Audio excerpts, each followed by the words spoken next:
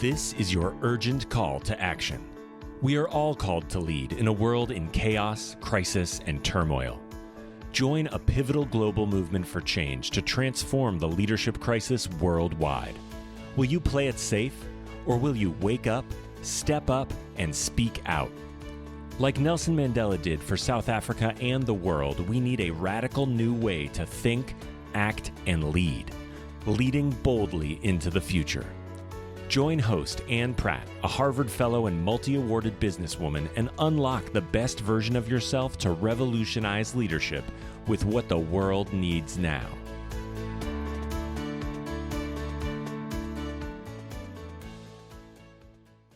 Greetings to all you future bold leaders. Thank you for joining us from around the world. My name is Ann Pratt. I'm formerly from South Africa, and I relocated abroad to attend a Harvard Leadership Fellowship in beautiful Boston in the United States of America. Our thoughtful bold leader today joins us from Harvard Business School. He's a senior lecturer at Harvard Business School and is the former chief executive officer and chairman of a large, successful New York Stock Exchange listed corporation, the retail consumer electronics and technology giant Best Buy. He was brought into Best Buy to lead the turnaround and the resurgence and take the corporation from a scandalous low to a stock exchange high. He has been ranked worldwide as one of the top performing and best 100 CEOs by Harvard Business Review, one of the top 30 CEOs worldwide by Barron's, and in the United States, one of the top 10 chief executive officers as ranked by Glassdoor. He has also been widely recognized as one of the top 50 management thinkers in the world by Thinkers 50 and received their 2021 Leadership Award. In his birth country, France, he was awarded the French National Order of Merit in 2017 and the French National Order of the Legion of Honor, the highest civic merit award in the country of France. He has served on multiple boards, including Johnson & Johnson, Ralph Lauren Corporation, and is the author of the recently published best-selling business book, The Heart of Business: Leadership Principles for the Next Era of Capitalism. Stay tuned as he shares with us how he led the turnaround and resurgence of Best Buy, focused on purpose and people to deliver superlative results. His personal transformational stories and why Nelson Mandela's leadership is relevant in the world of business today. We warmly welcome Hubert Joly and welcome to Leading Boldly into the Future. Hubert, bonjour, merci beaucoup. It's wonderful to have you as part of this conversation. Thank you so much. And thank you for having me, and I so look forward to our conversation. Wonderful. So I would like to begin, first of all, congratulations on your book, The Heart of Business: Leadership Principles in a New Era of Capitalism. I think it's such a wonderful, many interesting concepts, philosophies that the world needs now. And I was curious to know up front, what inspired you to write the book? I know you published it in 2021 through Harvard Business Press. What inspired the book? Why at this point in world economics and history? Yeah, and I think that's my sense is that we need urgently a refoundation of business around purpose and people. Why do I say this? I think that even though I'm the eternal optimist, I think for me during this pandemic crisis, I had to say it out loud. The world we live in is not working. Of course, we've had a health crisis, economic crisis, big societal issues, racial inequity, environmental time bomb, geopolitical tension. It's not working, maybe for a few people, but for most people, it's not working. And what's the definition of madness, right? Do the same thing and hope for a different outcome. And for me, on my most wanted FBI list, there's two people, Milton Friedman and Bob McNamara. So shareholder primacy and top-down scientific management. These things don't work. So I felt we needed this refoundation around the idea that a business is a purposeful human organization that should be oriented towards the pursuit of a noble higher purpose, putting people at the center, embracing all stakeholders, and treating profit as an outcome, not the goal. Now, and most people today, many people, believe that's the right direction. But we also know, all of us, that this is hard to do.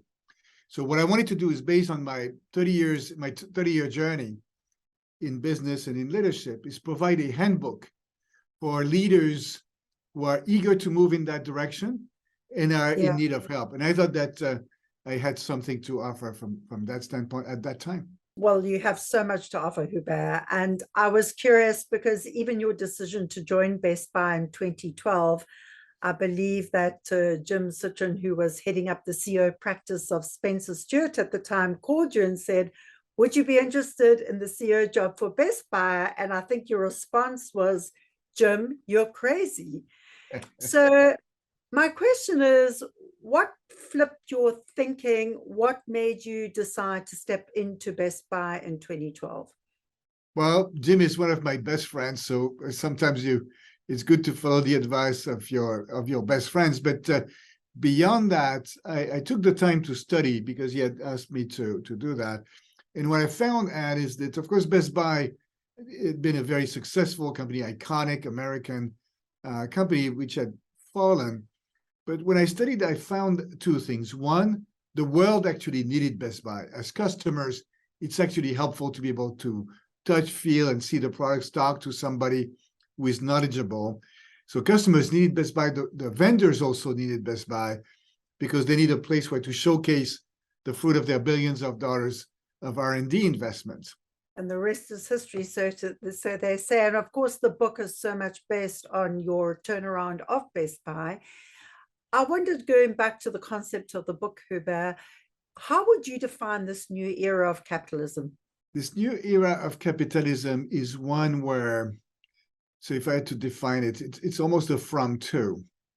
In the old days, the role of business, it was all about profit optimization. Yeah. That's what Milton Friedman told us. It was all about the four walls of the business. That's the only thing we were responsible for. And the leader was the superhero, smartest person in the room, who would tell other people what to do and was revered as a superhero. That's the past. What's the new model?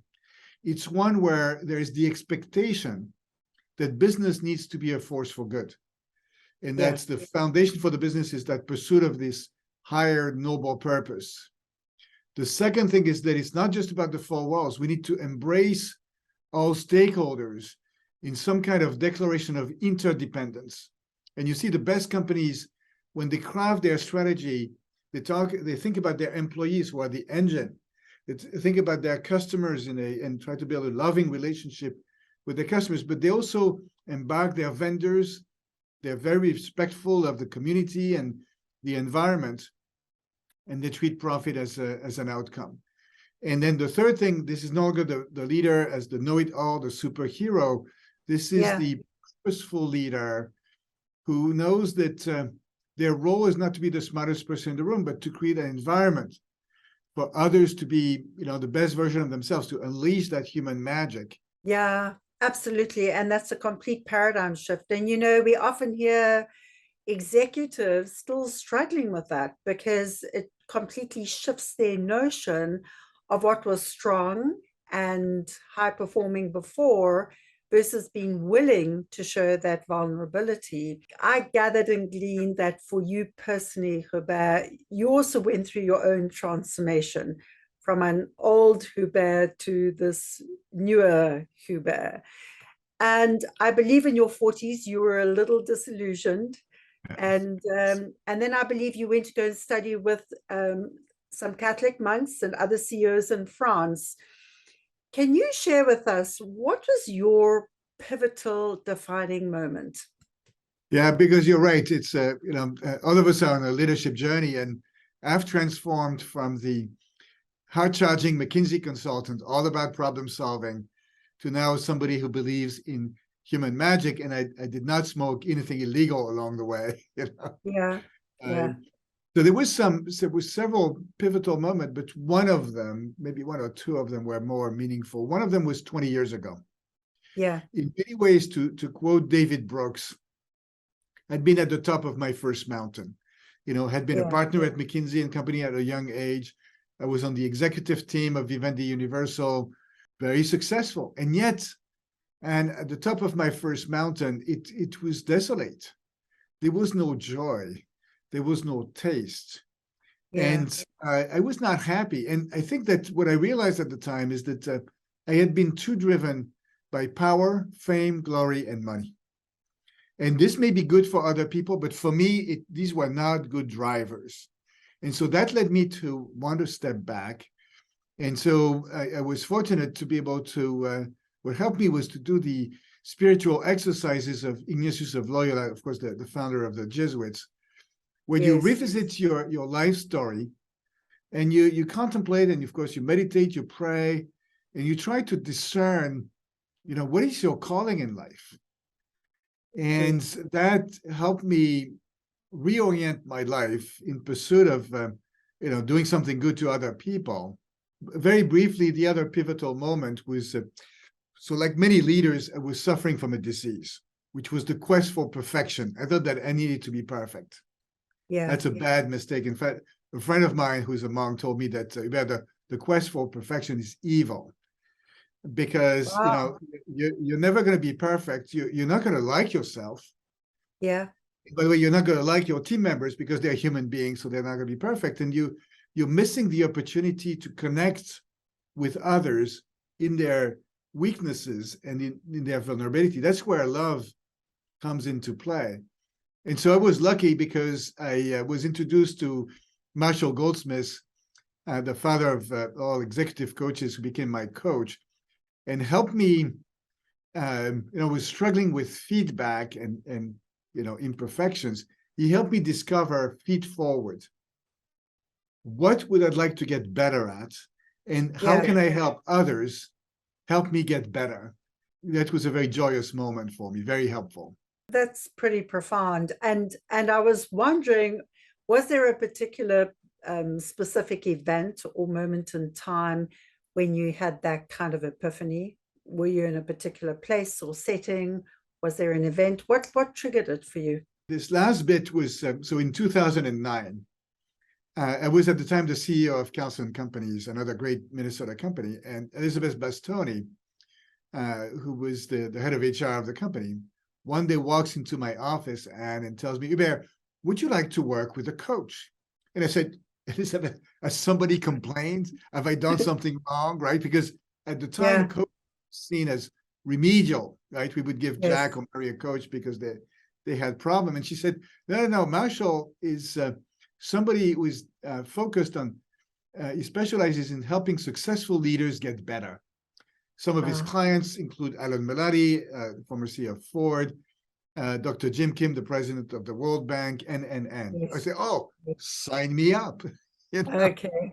And what was really meaningful, Anne, is that, so when I became CEO of Best Buy in 2012, about 3 months into it, I told my team, look, this turnaround, let's agree that this turnaround is going to be hard, right? The reason we know this turnaround is going to be hard is because everybody thinks we're going to die, right? So that's how we know.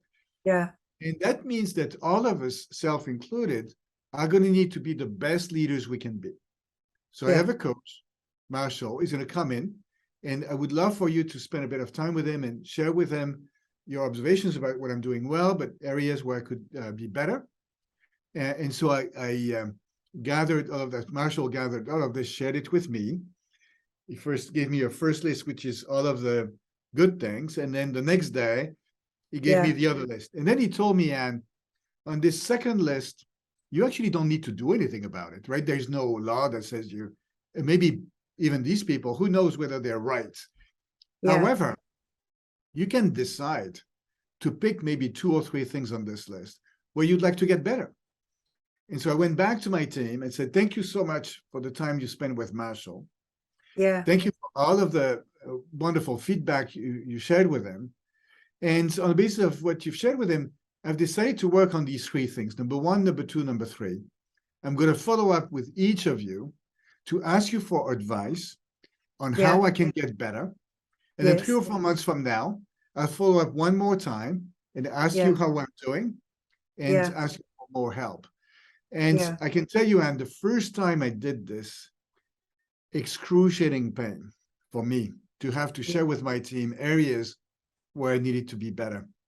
Yes. But it was wonderful because I actually got some wonderful advice, also signaled to the team that it was okay to try to get better at a number of things. Absolutely. And so that was very pivotal for me, Anne. Yeah, well, that's a wonderful way of framing it. You know, instead of how we tend to self-flagellate and beat ourselves up. And, you know, I know you also talk about being kind to yourself. So I think it's a wonderful way to frame it about being better and choosing if you want. And would you be willing to share what the 3 items were that you selected? You know, over time they evolved. One of them was to become a more effective delegator. And that doesn't mean that I had to delegate all the time, but when to, decide when to delegate and how to delegate. There was also becoming a better coach of my team.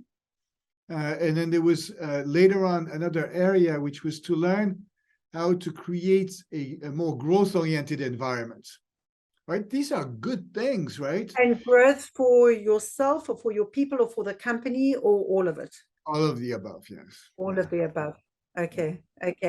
And can you just take us through how did you execute that, Hubert? Did you had follow-ups with your teams? Were there measurements? I mean, what was your process? Well, the process was the sharing with the team of the areas where I wanted to be better was very important. Follow up with them 3 or 4 months later and ask them for more feedback, and then asking for help both to my team members, but also to my coach. Just coming back to the book, you talk about purposeful leadership. In your experience and your framework, how do you define purpose and purposeful leadership? So we start with individual purpose. Yeah. And of course, it's a journey to uncover what is our purpose in life. One exercise, so in one of the programs at Harvard Business School that we do for new CEOs, we ask the new CEOs to write down their retirement speech, how they want to be remembered. And my wife, Hortense, who's an executive leadership coach, she asks her clients to write down their eulogy. Yes. How do they want to be remembered? Yes. And what do they want people to say on that day when they're not going to be around to hear it? Yeah. And so I believe that personal purpose is the foundation for great leadership. Yes. Then at the business level, yes, there's been a lot of talk about companies choosing a purpose. So for me, a way to think of and to define a great, noble, higher corporate purpose is to find it at the intersection between 4 circles. Yeah. What are the human needs you're trying to address and serve in the world? Not what products are you selling, but what human needs are you trying to address?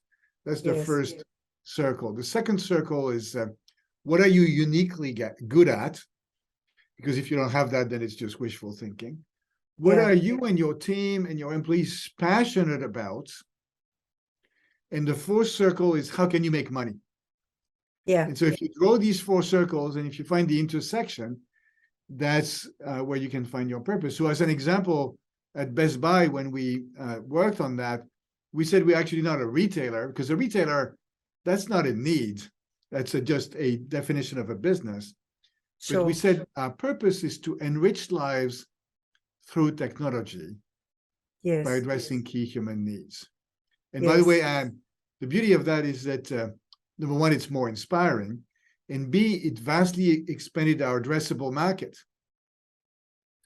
A key choice that companies have to make and teams have to make is how ambitious, should their purpose be as a company?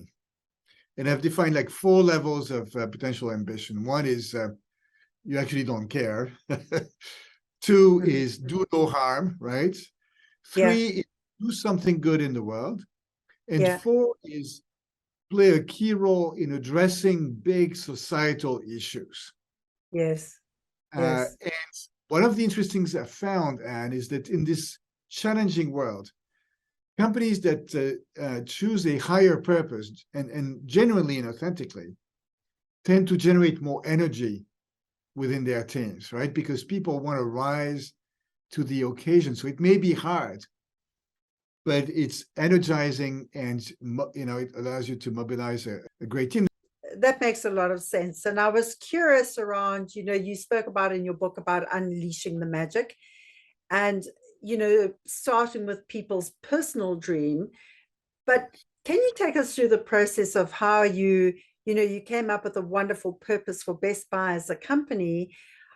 Two questions. Firstly, how did you arrive at the purpose for the company?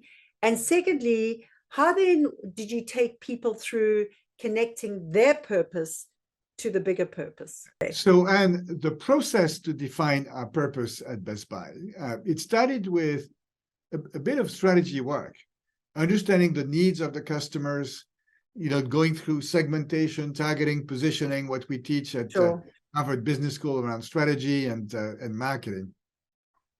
But then there was a critical moment. So every quarter, as a management team, we would get together for an offsite as we were working on strategy and all of these things. But one time, we asked every one of the executive team members to come to the offsite with a picture of themselves when they were little. And then, so we got some really cute pictures, as you can imagine. Yeah. And then over dinner, we spent the evening sharing with each other our life story and our purpose in life. And so, of course, it was fascinating because we discovered that everyone on the executive team was a human being, not just a CFO or CMO or CHRO, but a complicated, messy, beautiful human being. Yes. And second, with a couple of exceptions, we discovered that all of us on the executive team shared the same kind of purpose in life, which at the highest level was about doing something good to somebody else, right? The golden rule. Yes. And that led us to step back and say, look, we're the leadership team of Best Buy. Why don't we use the platform we have to build an organization that employees are going to love, customers are going to love, community, shareholders, meaning the kind of company that we'd like to work for, and use that platform to create a positive difference in the world. That changed everything because it evolved from just being a job to being part of our calling. So that's the work on defining the purpose, and then there was some work to reflect it in the strategy. Not more important, but certainly critical and maybe the most difficult was ensuring that everybody at the company could write themselves into that story and make that purpose come to life. Yeah, that's really profound, Hubert. And I was just, as you were talking, I was thinking about what about the people inside the organization that didn't necessarily have that mindset or that willingness to step out of themselves and break through their own personal barriers? How did you manage those kinds of issues inside the business? Maybe one of the most important decisions we make as leaders is who do we put in positions of power? Right? Yeah. Because there's very few things as leaders that we do. It's all done through others. So I think it's quite important that you explicitly define, leadership expectations. And so we define those, and they're spelled out in the book. They're the attributes of purposeful leaders. Start with being clear about your purpose and being clear about your role as a leader, which is more to create that environment. I told the officers at Best Buy, you have to be clear about who you serve. If you believe you're serving yourself or your boss or me as the CEO of the company, I told them it's okay. I have no problem with that. Oh, except you cannot work here, right? Yeah. We're going to promote you to customers. Yeah. And so things like that. And so, when somebody was struggling with how we had defined leadership expectations, there was two situations, Anne. One is, gee, I'm trying, but I need help, right? I know sometimes I lose my temper. Some people have problems with anger management, let's say. Sure. And if somebody would say, no, I need help to solve this, we would give them some help. On the other hand, if that person would say, that's in my DNA, that's who I am, That's how I lead. And by the way, don't you love the results I'm getting? We would tell them, it's okay, but you can't work here. It's your choice. If you don't like our principles, maybe you need to find a better place for you. Okay. Well, I mean, so some very clear boundaries around these new principles and whether people would adapt to the environment or work somewhere else. Just coming back, zooming out a little, at the outset, you were talking about some of the issues in the world. What for you, Hubert, are the biggest leadership challenges in the United States and the world today? There's so many leadership challenges. I think that all of us can see it, right? The world is facing an unprecedented series of challenges where there's no manual, right? Maybe you had the manual for COVID, or you had the manual for how to deal with the war in Ukraine, or these big societal issues that we're dealing with, and climate change. So it's a series of challenges, a series of crises, where any reasonable leader is going to say, I don't know how to deal with this. And I've had some very interesting discussions with CEOs and leaders about how do you lead in that context. Yeah. And I think what came out of this discussion, or these discussions, and was you have to go back. First of all, you have to start with yourself. So during COVID, when you couldn't go outside, you could go inside. Yes. And reflect on what kind of a leader do I want to be during this time of crisis? How do I want to be remembered? Yeah. And with your team, then go back to the team's purpose. Why are we here? Because there may be chaos outside, but probably the purpose has not changed. And anchor around that purpose. And then discuss and agree to principles or values, you could call them as well. What is going to guide us? Many leaders like me have been trained to be focused on results and performance. Yeah. I remember a boss of mine years ago who told me, I appreciate effort, but I only care about results. Yeah. Well, in a context where the environment is completely unpredictable, well, do you have any sense of what the environment is going to be next year and the year after? Who knows? Sure. So being focused on results is a mistake. It's paradoxical, but it's true. Yeah. The only thing we can control is what we can control, meaning our behaviors, and being the best version of ourselves. And in that mind shift, how did you manage the investment community? And of course, we know there's a shift towards impact investing. We know Larry Fink has been writing to CEOs, calling out for a different approach to business, a different role for business, a different role for chief executives. But there is still this pressure on delivering the financial returns to shareholders, apart from other stakeholders. So in those moments, Hubert, can you share with us, how did you manage the investment community and their expectations? And then a second question is, in delivering stakeholder value, how did you decide, how much value goes to whom? So so I go back to 2012 to make it very concrete, right? Yeah. The advice at Best Buy, that we're supposed to buy, the advice I was getting from investors and analysts was cut, the usual recipe for turnarounds. I was told, you're going to have to close a lot of stores. You're going to have to fire a lot of people. So we looked, and all of the stores were profitable. So it was not such a great idea to close stores. And firing a lot of people almost implies that people are the problem. So many companies sees people as a cost as opposed to an asset. And so when we developed an approach to the turnaround, it was actually a multi-stakeholder approach, starting with customers and employees and vendors and community, and treating profit as an outcome. Now, we did share with the shareholders what our targets were, but we also explained to them how we were going to go about this. Now, when we started, and let me tell you, when we did our first investor presentation, everybody yawned. We had zero credibility. So then it was all a matter of the progress we were going to make. We felt we need to rebuild our credibility with the investors, but also with the team. So showing progress was really important. So what have I learned from that journey? One is that you're in charge as a management team, so you need to decide what is right. Sure. And there may be voices around you, but you need to listen. But then you decide what's right, as opposed to doing what people suppose or expect you to do. You have to do what's right. Yeah. Then the other thing I've learned is that there's another pandemic in the world, which is the pandemic of zero-sum game. Yeah.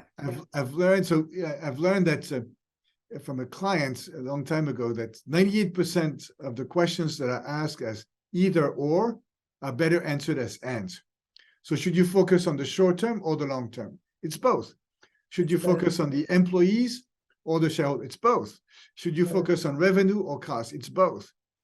And so you have to make peace with this. And for the benefit of all stakeholders, we had to show short-term progress, but making sure we would not do things that would be stupid and that would endanger our long-term performance. And so that's a big belief I have, is that you have to constantly look for win-win-win, situations. I think our responsibility as leaders is to find these win-win-win situations. It's too easy to say, no, these are all trade-offs.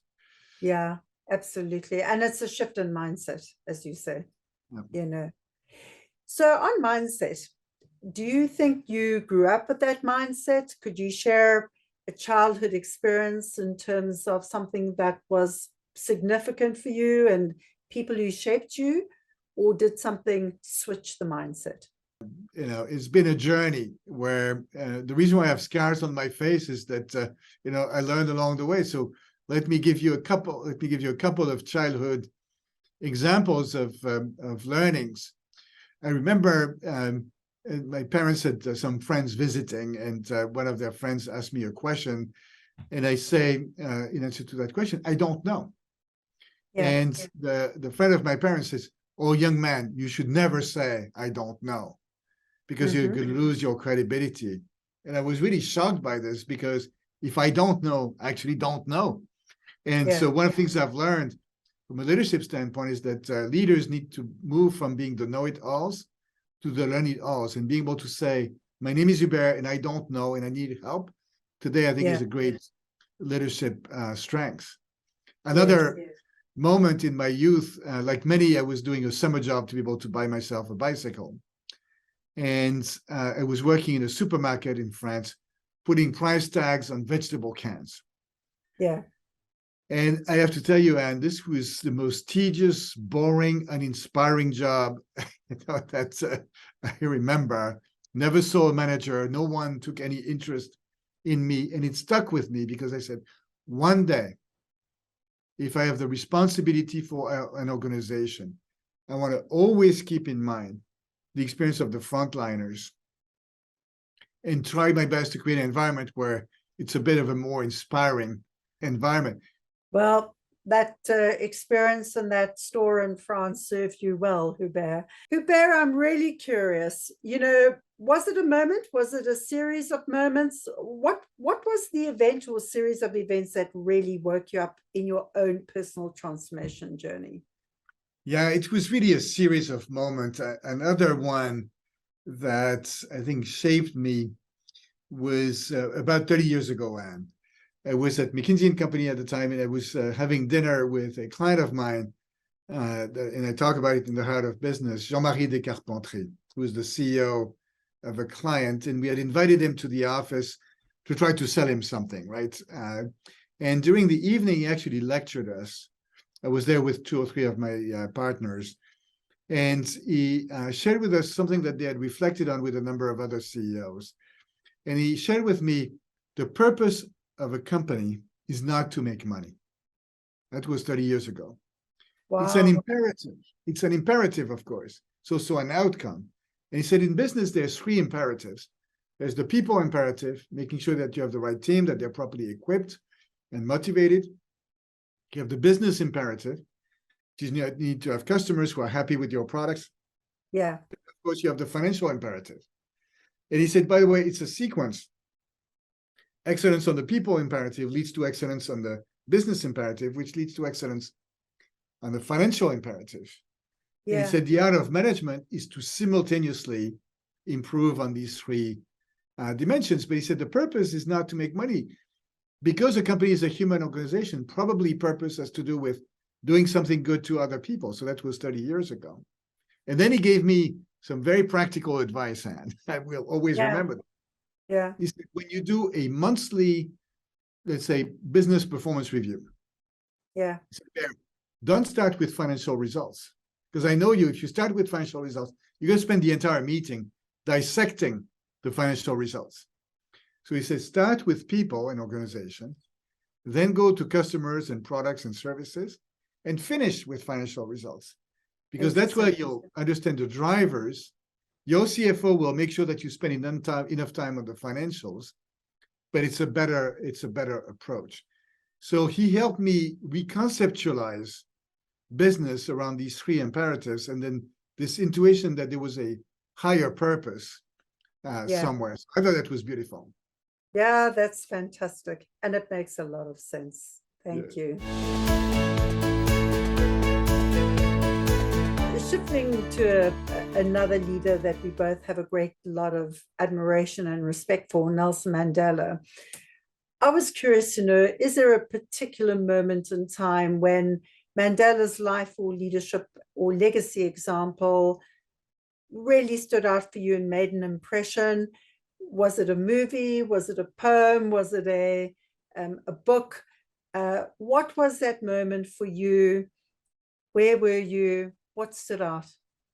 Oh my God, there's so many moments. And of course, like many, I've watched that incredible movie, Invictus. I mean, there's so many incredible moments. Of course, when you go back in history, when he leaves jail and when he's determined to create an inclusive South Africa and hold firm to that. And as the conviction and the firmness, both the kindness, but also the firmness to stand firm on that. The idea of inclusion, bringing the nation of South Africa in that movie Invictus around the rugby World Cup, and of course, as a Frenchman, I love rugby. He used that team to create change. And so how that team of mostly white men, going to Soweto and playing, I want to cry, right? Playing rugby with these kids. Yeah. Changed their hearts. Yeah. Yeah. And it's the idea that business can be a force for good, and that we are here. Then a business is more than for profit. He didn't fire his white bodyguards; he included them. Absolutely. And so when you are excluded, that's something I learned from Marilyn Kelson Nelson, who was the daughter of the founder at Kelson Companies. One day she told me, when you feel excluded by another group, draw a bigger circle that will include that other group. Yeah. I think in this time of divisiveness, yes, it's a great, so instead of, in the US is a very divided country, as we know today, instead of, insulting the other side or disrespecting them, go out of your way to try to understand them. sure. And, for example, I'm a more Democrat-leaning, voter. I've subscribed to the social network of former President Trump, not because I embrace these ideas, but to try to understand what's going on in that world. Yeah. And so it's this idea, let's draw a bigger circle. I love that. Connect. And I think that's business in this divided world, and that's we're seeing this today in the US. Business can be the great unifier, because if you take all of the employees of Best Buy, I'm sure that they cover the entire political spectrum. Yeah. But this human organization, so we're working together in stores or in our warehouses, and so how can we be together in service of doing something good, and where we can respect each other and treat each other as human beings. And when a customer comes in the door, we're not going to ask them, how did they vote last time? Of course. It's all about connecting with them as human beings. We owe Nelson Mandela this huge debt of gratitude for these leadership lessons of, do not let anger dominate. It would have been so easy for him to be angry and seek revenge. Of course.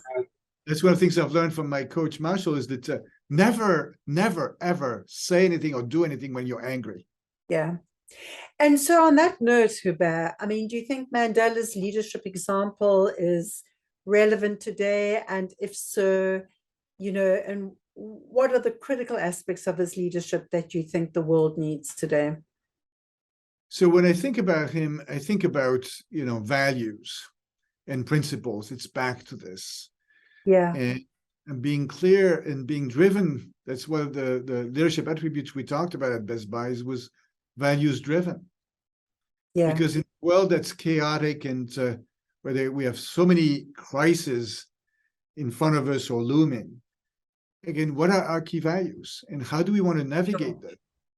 Yeah. And if it's value of, mutual respect for each other's humanity, if that's the guiding principle, let's build our actions on the basis of that principle. Yes. And so it's the values of respect and inclusion that I think can be, guides in these difficult times. And one of the beliefs I have today is that in the face of these unprecedented challenges, as leaders, we have a choice. Choice one, for example, would be, I surrender. I've lost any hope. This is going to be bad. Another choice would be anger and revenge, right? Sure. Another choice is, I'm going to do my best, but there's nothing much I can do. And I think the final choice is, this can be our finest hour. And in May of 1940, when France had been invaded, the Netherlands had been invaded, Great Britain was alone. Yeah. Winston Churchill, he didn't have all of the answers, but he stood up with the British people and said, we'll never surrender. And he had this ability to provide optimism and hope and lift the spirit of an entire nation and the entire empire. Of course, South Africa played a key role, and so did Australia and so forth. And lifted everyone to levels that were unimaginable. And that's a choice. And I think that's it's a leadership moment where we can decide that we're here to create a future that does not exist yet, but that needs to be better than what we have. That's our choice. Absolutely. And when you talk about lifting the spirit, what do you say to executives and boards that are uncomfortable talking about their soul? And what would you say to them about having that conversation in terms of energizing the spirit of boards, of executive teams, and entire companies? Well, I think that's where, as leaders, we need to be role models, not to teach lessons to anybody, but the way you change behaviors is by changing behavior. And so, wonderful successor at Best Buy, Corey, when she became CEO, she started by sharing her life story and how she had grown up with, parents who were artists, and there was not much food on the dinner table. And she shared what drives her in life, which is stewardship. A big mistake I personally made for too long was I had my head cut off from the rest of my body. I now believe that as leaders, we need to lead with all of our body parts, right? Our head, our heart, our soul, our guts, our ears, our eyes. And so I think it's for leaders to role model this. I think once the leader does that, role models humanity and vulnerability, it's easier for others to follow. And so it's the big idea of the leader as a role model and as a coach, and somebody who cares deeply about others. And sometimes people say that it takes time to change culture. I don't think so. I think culture can change really quickly. At Microsoft, when Satya Nadella became the CEO, I think it was, Microsoft has been a big partner for Best Buy, so I was watching what he did. In a matter of weeks, he completely changed the culture at Microsoft. through role modeling and coaching. Interesting. Yeah. Yeah. And as we know, the tone is often set at the top, and if we can get that critical mass at the top. Just switching to some lighter moments, some fun facts about you, Hubert. You mentioned, your elder brother, Philippe, is somebody you truly admire and inspires you. What is it about him that kind of inspires you? One of the things that inspires me is that he's a great coach. So we often go skiing together. Yeah. And he's a fabulous, very gifted, very talented skier. He has taken me to places where I would never thought I could go on my own. But he's not a crazy risk taker. He makes sure that we're safe, and he encourages me. So he makes me better. He makes me do things that I never thought I could do. And it's through inspiration, coaching, caring. That's truly remarkable how he does this. I also know you've been knighted with the French, I think it's the French National Order of Merit. And also, I think in 2017, you received another, French award of being, I think it was the French National Order of Legion of Honor, which I believe is the highest civic award. What did that moment mean to you? It's interesting that I'm always a bit self-conscious when I'm being recognized like this. In fact, last night I got another award. I had a very nice reception. I think that you have an interesting phenomenon, and which is CEOs tend to get most of the credit. When there's a successful success story, we always have to remember that the reason why we get the credit is because media, it's easier for them to put their attention to one individual. But I know that in the case of Best Buy, it's 125,000 people, and I learned so much from my colleagues. So whenever I get recognized and so forth, I take it with a grain of salt and I say thank you. But I know in my heart that I've learned so much, and I owe so much to so many over the years. So and also I'm very self-conscious about not getting my ego in the way. Yeah. And so in fact, I protect myself. When I was a CEO, and the main mission of my head of communication was to make sure I was never in the media. I was never on the cover of any magazine. Yes, because I didn't want, ego to get to my head, frankly. Yes. And those were disciplines you put in place to manage, to keep that in check. And I guess, with those awards, isn't it a collective award? That's how you rationalize it. So I accept it on behalf. In fact, at the recognition event last night, there was a table with frontliners from Best Buy, and they got a big standing ovation from the room. So that's how I deflected, redirected the attention. Directed, absolutely. And what is one thing about you people seldom know? Oh, or maybe it's one thing about my musical taste that go all the way from Glenn Gould, who is the greatest interpreter of the Goldberg Variations by Bach, all the way to Eminem and Dr. Dre and 50 Cent. So very eclectic musical taste. Okay. Well, I think that makes for a very interesting household of a change in mood and a change in beat and a change in tempo. And in our final moments together, Hubert, any final thoughts around the future of leadership, bold leadership, and what the world needs now? Yeah, in fact, and as is the future of leadership, I'm very much encouraged when I see, my students at HBS or the participants in the executive education program.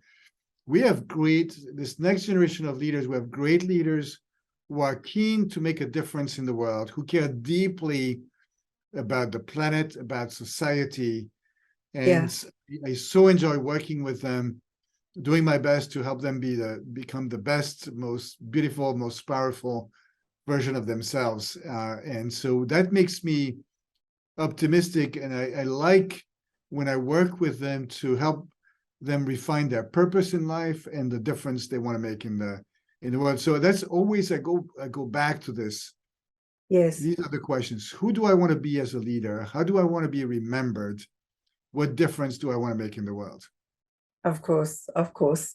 Well, Hubert Joly, merci beaucoup. I look forward to reconnecting again soon, and I look forward to sharing more of your work and finding opportunities to do this together. So thank you so much. Merci beaucoup. Au revoir. Thank you so much, and so enjoyed our conversation.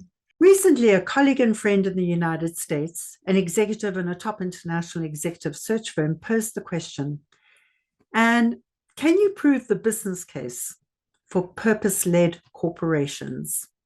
Our response, a resounding yes. The successful turnaround and resurgence of Best Buy, a New York Stock Exchange consumer retail, electronics and technology corporation, proves the business case and heralds a new era for capitalism.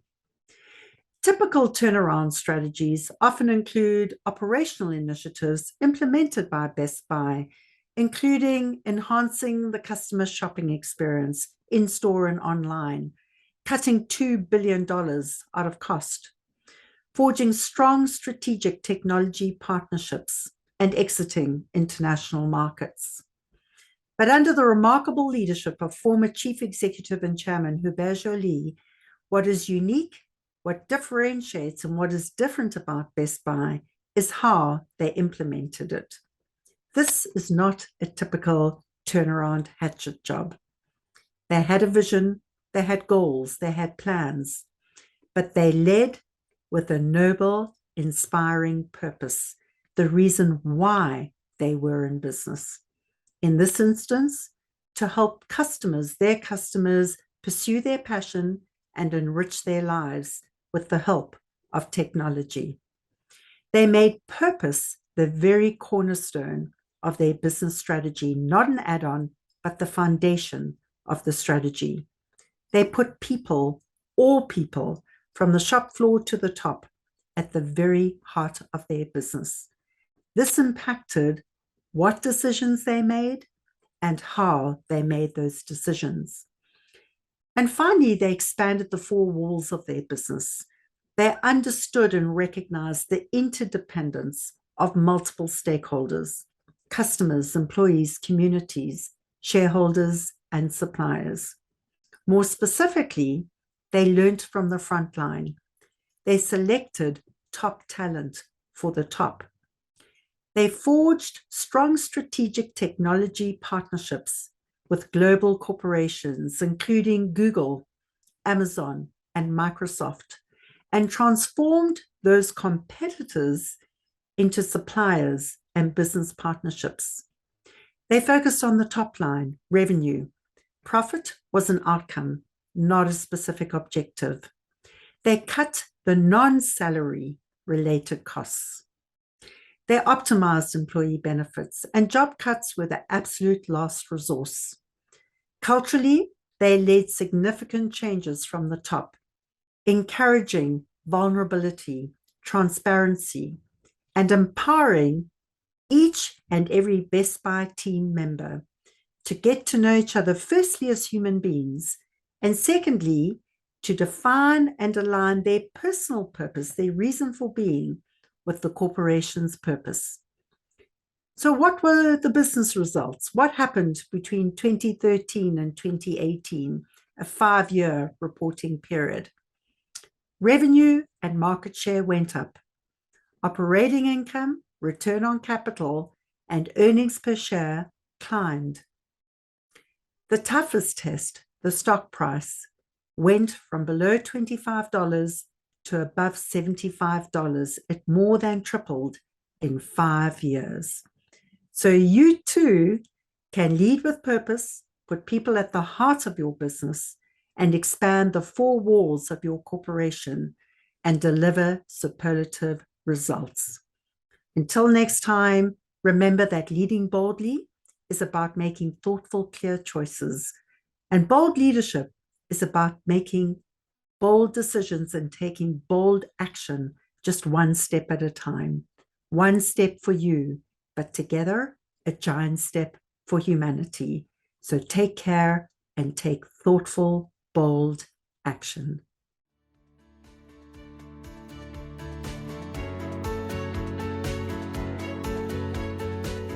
Thank you for listening to this episode of Leading Boldly into the Future. Please find links and connections mentioned in this show in our blog and never miss an episode by subscribing at anne-pratt.com. That's ANNE-PRATT.com. May these insights from inspiring industry leaders, remarkable disruptors, and courageous champions of change bring forth a brand new you, emboldened, empowered, and ready to inspire hope. Come back soon, share with your friends, sign up on anne-pratt.com and join our movement for change. Why? Because the world needs you to lead boldly too.